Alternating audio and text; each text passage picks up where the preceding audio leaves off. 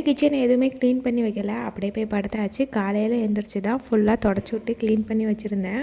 நான் சோப் போட்டு வாஷ் பண்ணனால இன்றைக்கி லைட்டாக தண்ணியை மட்டும் தொடச்சி அடுப்பை தொடச்சி விட்டாச்சு.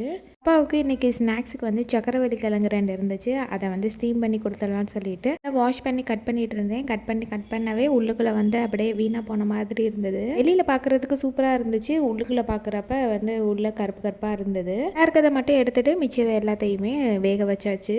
காலையில் பிரேக்ஃபாஸ்ட்டுக்கு கார சட்னியும் தோசையும் தான் பண்ண போகிறேன். நிறையா தக்காளி போட்டு வரமிளகா, பூண்டு, உப்பு இது மட்டும் போட்டு அரைச்சி கார சட்னி பண்ணிட்டேன். சில பேர் டெலிவரி டேட் எப்போன்னு சொல்லி கேட்டிருந்தீங்க. எனக்கு டெலிவரி டேட் வந்து January 9 கொடுத்துருக்காங்க. பட் டிசம்பர் எண்டுலேயே கூட மேபி ஆகும் அப்படின்னு சொல்லியிருக்காங்க.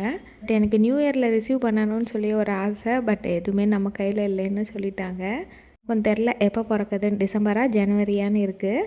எனக்கு ஒரு டம்ளர் குங்குமம் போட்டு பால் குடிச்சிட்டு பாப்பாவுக்கு தோசையை ஊட்டி விட்டு ஸ்கூலுக்கு அனுப்பிச்சி விட்டாச்சு. கிச்சன் வந்து க்ளீன் பண்ணுற வேலை இருக்குது. இன்றைக்கி ஃப்ரிட்ஜிலேருந்து ஸ்டார்ட் பண்ணலான்னு சொல்லிட்டு ஃப்ரிட்ஜு தான் க்ளீன் பண்ணியிருந்தேன்.